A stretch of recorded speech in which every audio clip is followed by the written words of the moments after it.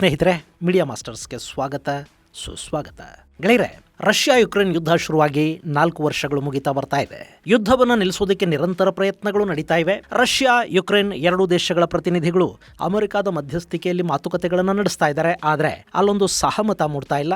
ಈ ನಡುವೆ ಚಳಿಗಾಲ ಮುಗಿಯುವವರೆಗೆ ಯುಕ್ರೇನ್ ಮೇಲೆ ದಾಳಿ ಮಾಡಬೇಡಿ ಅಂತ ಡೊನಾಲ್ಡ್ ಟ್ರಂಪ್ ಹೇಳಿದ ನಂತರ ಕೂಡ ರಷ್ಯಾ ಯುಕ್ರೇನಿನ ನಾನಾ ನಗರಗಳ ಮೇಲೆ ಸುಮಾರು 111 ಡ್ರೋನ್ ಹಾಗೂ ಬ್ಯಾಲಿಸ್ಟಿಕ್ ಮಿಸೈಲ್ಗಳಿಂದ ದಾಳಿ ಮಾಡಿದೆ ಅಂತ ಯುಕ್ರೇನ್ ಹೇಳ್ತಾ ಇದೆ. ಆದರೆ ಈ ಬಗ್ಗೆ ರಷ್ಯಾ ಇದುವರೆಗೆ ಏನನ್ನು ಹೇಳಿಲ್ಲ.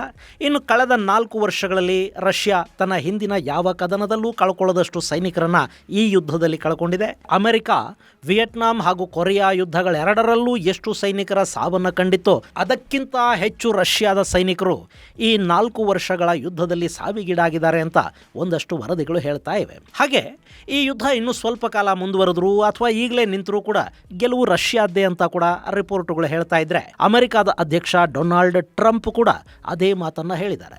ಹಾಗಾದ್ರೆ ರಷ್ಯಾ ಯುಕ್ರೇನ್ ಯುದ್ಧದ ಸದ್ಯದ ಸ್ಥಿತಿಗತಿಗಳೇನು? ಟ್ರಂಪ್ ಮಾತನ್ನ ಪುತಿನ್ ಪದೇ ಪದೇ ಕಾಮಿಡಿ ಥರ ನೋಡ್ತಾ ಇರೋದು ಯಾಕೆ? ಅಲ್ಲಿ ನಿಜಕ್ಕೂ ರಷ್ಯಾ ಗೆಲುವಿನ ಹೊಸ್ತಿಲಲ್ಲಿದೆಯಾ? ಬನ್ನಿ ನೋಡೋಣ.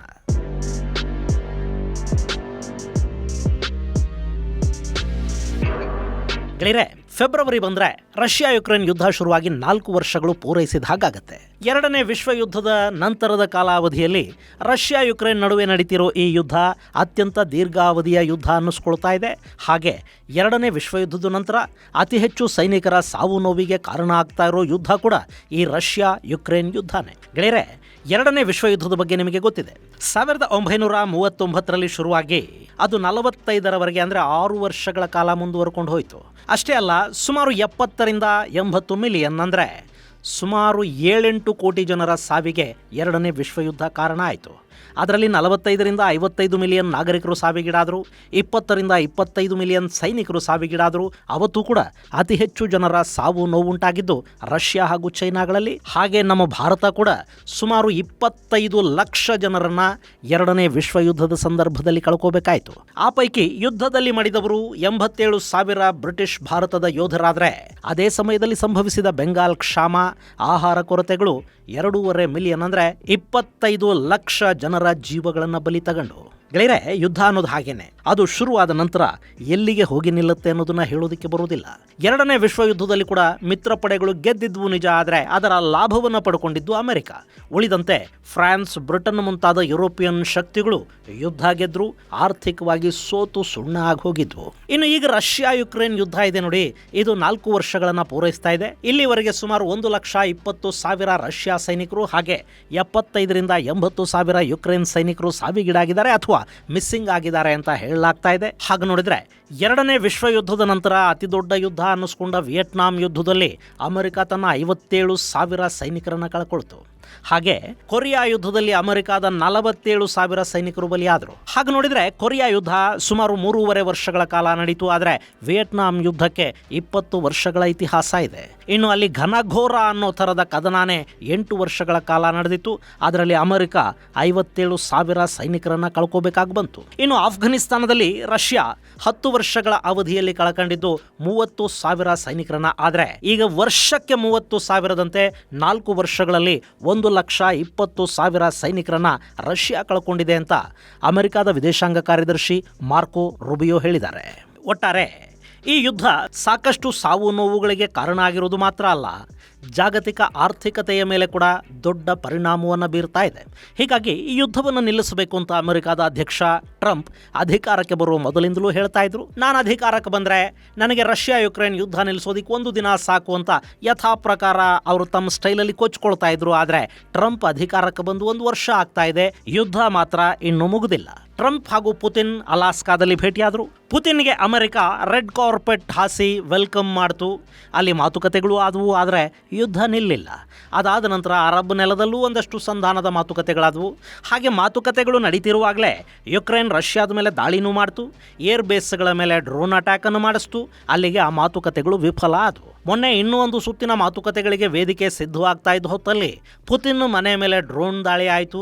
ಅದಕ್ಕೆ ಪ್ರತಿಯಾಗಿ ರಷ್ಯಾ ಯುಕ್ರೇನಿನ ಮೇಲೆ ಭಯಾನಕವಾಗಿ ಮಿಸೈಲ್ ದಾಳಿ ಮಾಡ್ತು. ಈಗ ಮತ್ತೆ ಅಮೆರಿಕಾದ ತಂಡ ಮಾಸ್ಕೋಗೆ ಹೋಗಿ ಪುತಿನ್ ಅವರನ್ನ ಭೇಟಿ ಮಾಡಿದೆ. ವಿಟ್ಕಾಫ್ ನೇತೃತ್ವದ ಈ ತಂಡದ ಮಾತುಕತೆಗಳ ನಂತರ ಅಬುಧಾಬಿಯಲ್ಲಿ ಅಮೆರಿಕ ಮಧ್ಯಸ್ಥಿಕೆಯಲ್ಲಿ ರಷ್ಯಾ ಯುಕ್ರೇನ್ ಎರಡೂ ಮಾತುಕತೆಗಳನ್ನು ನಡೆಸಿವೆ. ಇನ್ನು ಈಗ ಚಳಿಗಾಲ ಇರೋದ್ರಿಂದ ವಿದ್ಯುತ್ ಅಗತ್ಯ ರಷ್ಯಾ ಹಾಗೂ ಯುಕ್ರೇನ್ ಎರಡೂ ದೇಶಗಳಲ್ಲಿ ವಿಪರೀತ ಇರುತ್ತೆ. ಈಗಾಗಲೇ ರಷ್ಯಾ ಯುಕ್ರೇನಿನ ಸಾಕಷ್ಟು ಪವರ್ ಪ್ಲಾಂಟ್ಗಳ ಮೇಲೆ ದಾಳಿ ಮಾಡಿ ಅಲ್ಲಿನ ಸಾಕಷ್ಟು ಪ್ರದೇಶಗಳನ್ನು ಕತ್ತಲೆಗೆ ತಳ್ಳಿದೆ. ಅಲ್ಲಿ ಸದ್ಯಕ್ಕೆ ಚಳಿ -15 ಡಿಗ್ರಿವರೆಗೆ ಹೋಗ್ತಾ ಇದ್ದು ಜನ ತಮ್ಮನ್ನು ತಾವು ಬೆಚ್ಚಗಿಟ್ಕೊಳ್ಳೋದಕ್ಕೆ ಹೀಟರ್ಗಳ ಅಗತ್ಯ ತುಂಬಾ ಇರುತ್ತೆ. ಕರೆಂಟ್ ಇಲ್ಲದೆ ಅವು ಕೆಲಸ ಮಾಡೋದಿಲ್ಲ. ಚಳಿಗಾಲದಲ್ಲಿ ಇಂಧನ ಮತ್ತು ವಿದ್ಯುತ್ ಕೊರತೆ ಉಂಟಾದರೂ ಅಲ್ಲಿ ಒಂದಷ್ಟು ಸಾವು ನೋವುಗಳು ಉಂಟಾಗೋ ಸಾಧ್ಯತೆ ಇರುತ್ತೆ. ಹೀಗಾಗಿ ವಿದ್ಯುತ್ ಘಟಕಗಳು, ಇಂಧನ ಕೇಂದ್ರಗಳ ಮೇಲೆ ಪರಸ್ಪರ ದಾಳಿ ಮಾಡ್ಕೋಬೇಡಿ ಅಂತ ಡೊನಾಲ್ಡ್ ಟ್ರಂಪ್ ಎರಡೂ ದೇಶಗಳಿಗೆ ಸಲಹೆಯನ್ನು ಕೊಟ್ಟಿದ್ದಾರೆ. ಹಾಗೆ ಚಳಿಗಾಲ ಮುಗಿಯುವವರೆಗೆ ಯುಕ್ರೇನ್ ಮೇಲೆ ದಾಳಿ ಮಾಡಬೇಡಿ ಅಂತ ರಷ್ಯಾಗೂ ಮನವಿಯನ್ನು ಮಾಡಿಕೊಂಡಿದ್ರು. ನಾನು ಹೇಳಿದ್ದೀನಿ ಪುತಿನ್ಗೆ ಅವರು ದಾಳಿ ಮಾಡೋದಿಲ್ಲ ಅಂತ. ಟ್ರಂಪ್ ಪ್ರೆಸ್ಗೆ ಹೇಳಿಕೆ ಕೊಟ್ಟ ರಾತ್ರಿನೇ ರಷ್ಯಾ ಯುಕ್ರೇನ್ ಮೇಲೆ 100ಕ್ಕೂ ಹೆಚ್ಚು ಡ್ರೋನ್ ಮತ್ತು ಬ್ಯಾಲಿಸ್ಟಿಕ್ ಮಿಸೈಲ್ಗಳನ್ನು ನುಗ್ಗಿಸಿತು. ಆದರೆ ಇಲ್ಲಿ ಯುಕ್ರೇನ್ನ ರಾಜಧಾನಿ ಕೀವ್ ಮೇಲೆ ದಾಳಿ ನಡೆದಿಲ್ಲ. ಅದನ್ನು ಹೊರತುಪಡಿಸಿ ಉಳಿದ ಒಂದಷ್ಟು ನಗರಗಳು ದಾಳಿಗೆ ತುತ್ತಾಗಿವೆ. ಇದೇ ಸಂದರ್ಭದಲ್ಲಿ ಕಾರ್ಖಿವ್ ಅಲ್ಲಿರುವ ಅಮೆರಿಕ ಮೂಲದ ಫಿಲಿಪ್ ಮೋರಿಸ್ ತಂಬಾಕು ಕಂಪನಿಯ ಗೋದಾಮಿನ ಮೇಲೆ ಕೂಡ ರಷ್ಯಾ ದಾಳಿ ಮಾಡಿದೆ. ಸುಮಾರು 5,000 ಚದರ ಮೀಟರ್ ವಿಸ್ತೀರ್ಣದ ಆ ಗೋದಾಮು ಸಂಪೂರ್ಣವಾಗಿ ಬೆಂಕಿಗೆ ಆಹುತಿಯಾಗಿದೆ. ಅದರಲ್ಲಿ ಸ್ಟಾಕ್ ಮಾಡಿಟ್ಟಿದ್ದ ತಂಬಾಕು ಸುಟ್ಟು ಹೋಗಿದೆ. ಆದರೆ ಅಲ್ಲಿ ಯಾವ ಸಾವು ನೋವು ವರದಿಯಾಗಿಲ್ಲ. ಕಾರ್ಖಿವ್ನ ಈ ಫ್ಯಾಕ್ಟರಿ ಯುದ್ಧ ಶುರುವಾದ ನಂತರ ಸ್ಥಗಿತಗೊಂಡಿತ್ತು. ಅದರ ಸಿಬ್ಬಂದಿಯನ್ನ ಎಲ್ವಿವ್ ನಗರದ ಕಾರ್ಖಾನೆಗೆ ಸ್ಥಳಾಂತರ ಮಾಡಲಾಗಿತ್ತು ಅಂತ ಸಂಸ್ಥೆ ತಿಳಿಸಿದೆ. ಇದು ನಾನು ಹೇಳಿದ ಮೇಲೆ ಪುತಿನ್ ದಾಳಿ ಮಾಡೋದಿಲ್ಲ ಅನ್ನೋ ಟ್ರಂಪ್ ಸ್ಟೈಲ್ ಇದೆಯಲ್ಲ, ಅದನ್ನು ಲೇವಡಿ ಮಾಡೋದಕ್ಕೆ ರಷ್ಯಾ ಮಾಡಿದ ದಾಳಿನ ಗೊತ್ತಿಲ್ಲ.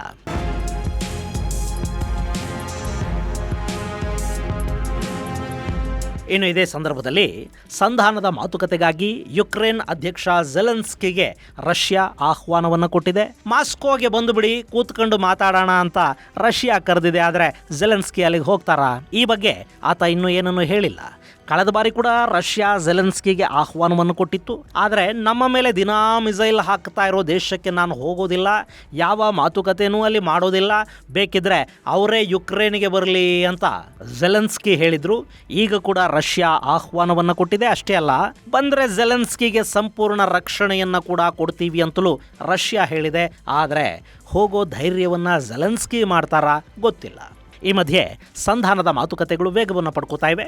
ಅಲ್ಲೀಗ ಭೂಪ್ರದೇಶದ ಹಂಚಿಕೆ ಅನ್ನೋದು ಅತ್ಯಂತ ಮಹತ್ವದ ವಿಷಯ ಆಗಿದೆ. ಸದ್ಯಕ್ಕೆ ರಷ್ಯಾ ಯುಕ್ರೇನಿನ 25% ಭೂಭಾಗವನ್ನು ಆಕ್ರಮಿಸಿಕೊಂಡಿದೆ. ಹಾಗೆ ಡೊನೆಸ್ಕ್ ಅನ್ನ ರಷ್ಯಾ 80% ತನ್ನ ಹಿಡಿತದಲ್ಲಿ ಇಟ್ಕೊಂಡಿದೆ. ಇನ್ನುಳಿದ 20% ಡೊನೆಸ್ಕ್ ಅಲ್ಲಿ ಇನ್ನೂ ಕೂಡ ಯುಕ್ರೇನ್ನ ಸೈನ್ಯ ಇದೆ. ಸೊ ಅದನ್ನು ಕೂಡ ನಮಗೆ ಬಿಟ್ಟುಕೊಟ್ಟು ಹಿಂದಕ್ಕೆ ಸರಿದು ಬಿಡಿ, ಸಂಧಾನ ಮಾಡ್ಕೊಳ್ಳೋಣ ಅಂತ ರಷ್ಯಾ ಹೇಳುತ್ತೆ.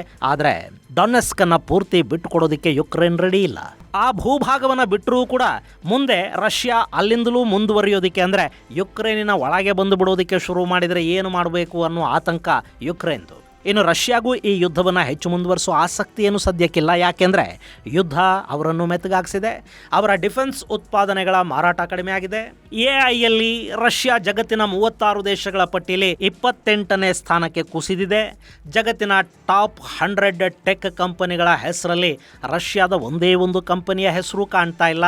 ಆರ್ಥಿಕ ಪ್ರಗತಿ ಕೂಡ ಕುಸಿತವನ್ನು ಕಾಣ್ತಾ ಇದೆ. ಹೀಗಾಗಿ ಅವರಿಗೂ ಯುದ್ಧ ಮುಂದುವರಿಯೋದು ಬೇಕಿಲ್ಲ. ಹಾಗಂತ ಈಗಾಗಲೇ ಗೆದ್ದಿರೋದನ್ನು ಬಿಟ್ಟು ರಾಜಿ ಮಾಡ್ಕೊಳ್ಳೋದಕ್ಕೆ ರಷ್ಯಾ ಸಿದ್ಧ ಇಲ್ಲ. ಹಾಗೆ ಮಾಡಿಕೊಂಡು ಪ್ರಯೋಜನ ಆದರೂ ಏನು? ಹೀಗಾಗಿ ಅಲ್ಲಿ ಈಗಾಗಲೇ ರಷ್ಯಾ ತಾನು ವಶಪಡಿಸಿಕೊಂಡಿರುವ ಭೂಪ್ರದೇಶವನ್ನು ತಾನೇ ಇಟ್ಕೊಂಡು ಯುಕ್ರೇನ್ ಜೊತೆ ಒಂದು ಸಂಧಾನವನ್ನು ಮಾಡಿಕೊಳ್ಳೋದಕ್ಕೆ ಸಿದ್ಧ ಆಗಬಹುದು. ಇನ್ನು ಯುಕ್ರೇನ್ಗೂ ಪರಿಸ್ಥಿತಿ ಅರ್ಥವಾಗಿದೆ. ಅವರು ಕೂಡ ಕಳ್ಕೊಂಡಿದ್ದನ್ನು ಬಿಡೋದಕ್ಕೆ ಸಿದ್ಧ ಆಗಲೇಬೇಕಾಗುತ್ತೆ. ಆದರೆ ಮುಂದೆ ಕೂಡ ರಷ್ಯಾ ದಾಳಿ ಮಾಡೋದಿಲ್ಲ ಅನ್ನೋ ಗ್ಯಾರಂಟಿ ಕೊಡಿ ಅಂತ ಯುಕ್ರೇನ್ ಕೇಳುತ್ತೆ. ಅದನ್ನು ಜಾಗತಿಕ ಸಂಸ್ಥೆಗಳು ಒದಗಿಸಿಕೊಡಬೇಕಾಗತ್ತೆ. ಇನ್ನು ಸಂಧಾನದ ನಂತರ ಝೆಲೆನ್ಸ್ಕಿ ಯುಕ್ರೇನ್ ಆಡಳಿತದಲ್ಲಿ ಮುಂದುವರಿಬಾರದು ಅನ್ನೋ ಕಂಡೀಷನನ್ನು ಕೂಡ ರಷ್ಯಾ ಇಲ್ಲಿಡುವ ಸಾಧ್ಯತೆ ಇರುತ್ತೆ. ಆದರೆ ಅದನ್ನು ಒಪ್ಪಬೇಕಾದ ಅಗತ್ಯ ಯುಕ್ರೇನ್ಗಿಲ್ಲ. ಯಾಕೆಂದರೆ ಅದು ಪ್ರಜಾಪ್ರಭುತ್ವ ದೇಶ. ಅಲ್ಲಿ ಚುನಾವಣೆಗಳಲ್ಲಿ ಯಾರು ಗೆದ್ದು ಬರ್ತಾರೋ ಅವರು ದೇಶದ ಚುಕ್ಕಾಣಿ ಹಿಡಿತಾರೆ. ಯುದ್ಧದ ಕಾರಣದಿಂದ ಅಲ್ಲಿ ಇದುವರೆಗೆ ಚುನಾವಣೆಗಳಾಗಿಲ್ಲ. ಝೆಲೆನ್ಸ್ಕಿಯ ಅವಧಿ ಮುಗಿದಿದೆ. ಆದರೂ ಆತ ಹಂಗಾಮಿ ಅಧ್ಯಕ್ಷನಾಗಿ ಅಧಿಕಾರದಲ್ಲೇ ಇದ್ದಾನೆ. ಹೀಗಾಗಿ ಈ ಝೆಲೆನ್ಸ್ಕಿ ಯುಕ್ರೇನಿನ ಅಧಿಕೃತ ಅಧ್ಯಕ್ಷ ಅಲ್ಲ ಅಂತ ರಷ್ಯಾ ಹೇಳ್ತಾ ಇದೆ. ಅವರು ಹೀಗೆ ಹೇಳ್ತಾ ಇರೋದು ಕೂಡ ಝೆಲೆನ್ಸ್ಕಿಯ ಭಯಕ್ಕೆ ಕಾರಣ ಆಗ್ತಾ ಇದೆ. ಅದೇ ಕಾರಣಕ್ಕೇನೆ ಆತ ನಾನು ರಷ್ಯಾಗೆ ಹೋಗೋದಿಲ್ಲ, ಬೇಕಾದರೆ ಪುತಿನ್ನೇ ಇಲ್ಲಿಗೆ ಬರಲಿ ಅಂತ ಹೇಳ್ತಾ ಇರೋದು. ಅಕಸ್ಮಾತ್ ಮಾತುಕತೆಗೆ ಅಂತ ರಷ್ಯಾಗೆ ಹೋದರೆ ಅಲ್ಲಿ ಈತನನ್ನು ಲಾಕ್ ಮಾಡ್ಕೊಂಡು ಇಟ್ಕೊಂಡು ಬಿಟ್ರೆ ಏನು ಮಾಡೋದು ಅನ್ನೋ ಭಯ ಝೆಲೆನ್ಸ್ಕಿ ಜೆಲೆನ್ಸ್ಕಿಯನ್ನ ಕಾಡ್ತಾ ಇರಬಹುದು. ಯಾಕೆಂದ್ರೆ ಅಮೆರಿಕಾದ ಅಧ್ಯಕ್ಷ ಡೊನಾಲ್ಡ್ ಟ್ರಂಪ್ ವೆನೆಜುವೆಲಾಗೆ ನುಗ್ಗಿ ಅಲ್ಲಿನ ಅಧ್ಯಕ್ಷರನ್ನ ಎತ್ತಾಕೊಂಡೇ ಬಂದು ಜೈಲಲ್ಲಿಡ್ತಾರೆ ಅಂದಮೇಲೆ ರಷ್ಯಾ ಮಾತುಕತೆಗೆ ಅಂತ ಕರೆಸಿ ಜೆಲೆನ್ಸ್ಕಿನ ಅರೆಸ್ಟ್ ಮಾಡೋದಿಲ್ಲ ಅಂತ ಗ್ಯಾರಂಟಿ ಏನು? ಈ ಥರದ ಭಯ ಬಹುಶಃ ಜೆಲೆನ್ಸ್ಕಿಯನ್ನು ಕಾಡ್ತಾ ಇರಬಹುದು. ಹೀಗಾಗಿನೇ ಇಲ್ಲಿ ಸಂಧಾನದ ಮಾತುಕತೆಗಳಿಗೆ ಮೂರನೇ ದೇಶವನ್ನು ಹುಡುಕಬೇಕಾಗಿ ಬರ್ತಾ ಇದೆ. ಒಟ್ಟಾರೆ ಅಲ್ಲಿ ಯುದ್ಧ ನಿಲ್ಲಬೇಕು, ಜಗತ್ತಿನ ಆಹಾರ ಹಾಗೂ ಇಂಧನ ಇನ್ನಿತರ ವಸ್ತುಗಳ ಪೂರೈಕೆಗೆ ಆಗ್ತಾ ಇರುವ ಅಡ್ಡಿಗಳು ನಿವಾರಣೆ ಆಗಬೇಕು ಅಷ್ಟೇ. ಇದು ಗೆಳೆಯರೆ ರಷ್ಯಾ ಯುಕ್ರೇನ್ ಕುರಿತಾದ ಒಂದಷ್ಟು ಅಪ್ಡೇಟ್ಸ್. ಮುಂದಿನ ಸಂಚಿಕೆಯಲ್ಲಿ ಮತ್ತಷ್ಟು ವಿಶೇಷಗಳ ಜೊತೆ ಮತ್ತೆ ಭೇಟಿಯಾಗೋಣ. ಅಲ್ಲಿವರೆಗೆ ಜೈ ಹಿಂದ್, ಜೈ ಕರ್ನಾಟಕ.